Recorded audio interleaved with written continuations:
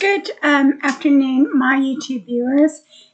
In this particular video, what we're going to do is we're going to do a one sample t-test using a t-distribution. And a t-distribution is similar to a normal distribution, except for the fact that the tails of the t-distribution are heavier than the tails of the normal distribution. So what we're going to do is we're going to go over the practice question.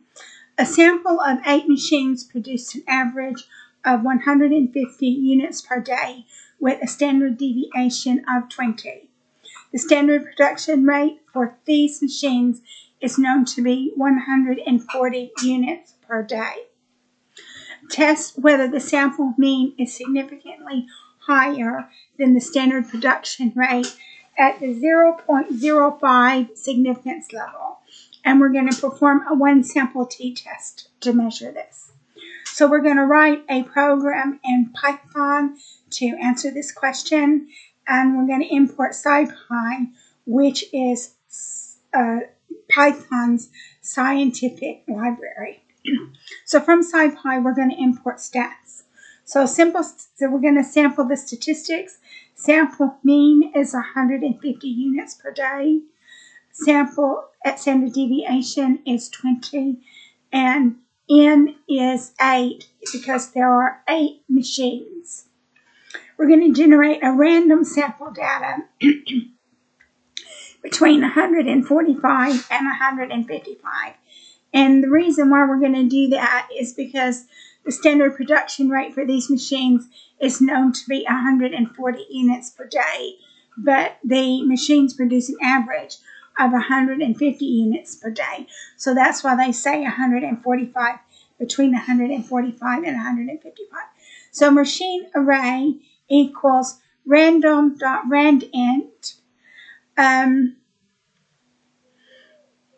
brackets 145, 155 for underscore in range n. And I think what we're going to have to do is we're going to have to import random. So, because I don't think it will work if you don't import random. So we're going to import the random because it says random.randint 155. And then we're going to print units produced by machines, and it gives you the machine array.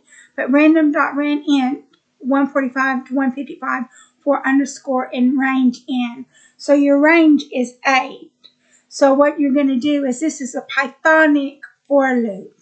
So what you're going to do is you're going to iterate it 8 times because n is 8. Now we're going to set the population mean as being 140 because the standard production rate for these machines is known to be 140 units per day. Now we're going to calculate the t-statistic and p-value for a one-tailed test. So tstat, p-value equals stats.ttest underscore one sample, brackets, A equals machine array, pop mean equals population mean, alternative equals two-sided. But what we can do here is we can say print the mean of the machine array, and because what we want to do is we want to see what is the actual mean of the machine array. And then for a one-tailed test, divide p-value by 2. So p-value equals p-value divided by 2. And what it says here is they want the p-value, a significance level of 0.05. So if you divide that by 2, it's going to be 0.0250, I think, because 0.0250, I think, is times 2 is going to be 0.05. And now we're going to output the test. We're going to print the t-statistic, and we're going to print the one-tailed p-value. And we're going to determine if we're going to reject or accept the null value. So it says here, it says alpha is 0.05. It says if t-stat is greater than 0 and p-value is less than alpha, print reject the null hypothesis. The sample mean is significantly higher than the standard deviation rate. Otherwise, if print failed to reject the null hypothesis, the sample mean is not significantly higher than the standard rate. But what I want to do is I want to rerun this, and I hope it works. And it worked.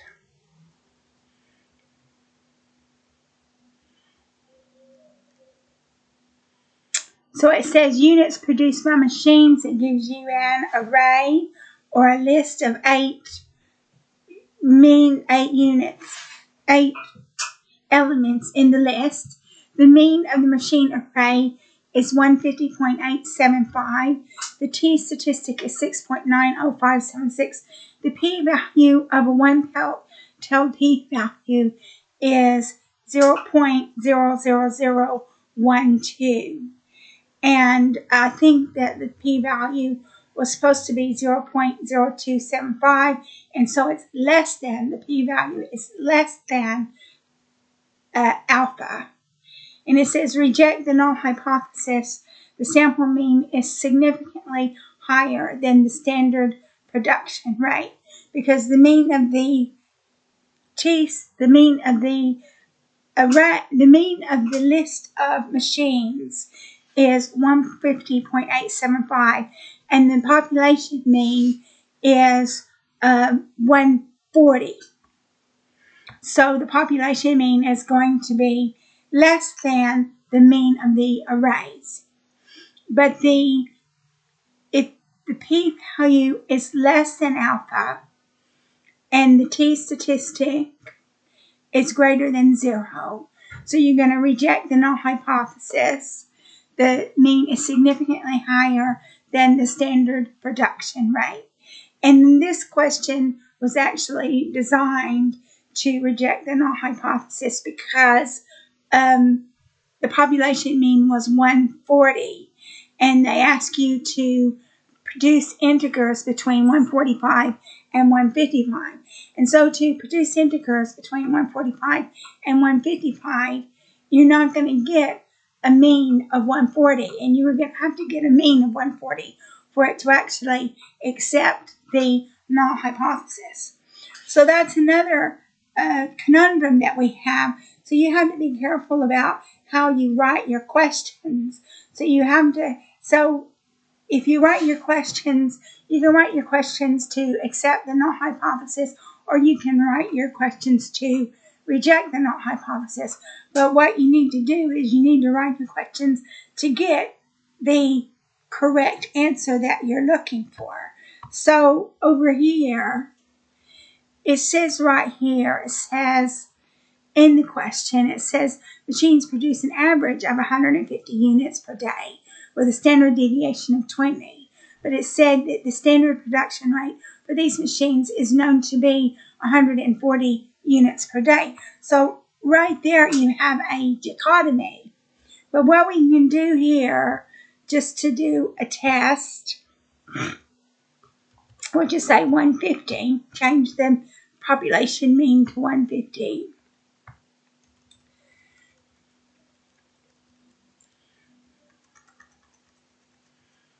And then you had a mean of the machine rate of 151.375, a t-statistic of 0.08537, and a p-value for a one-tail of 0.1576. So if we changed our population mean to 150, then it would fail to reject the null hypothesis. The mean is not significantly higher than the standard production rate.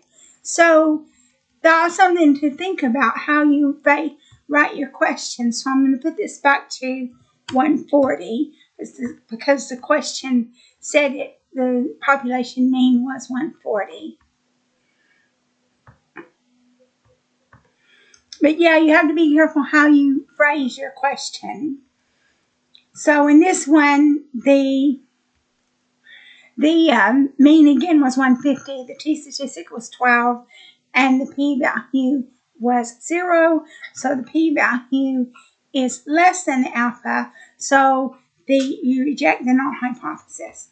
So again, that's just something important to think about when you're phrasing your question. So this concludes the end of this video. The next set of videos is going to be on confidence intervals. So I hope that you decide to watch that video as well.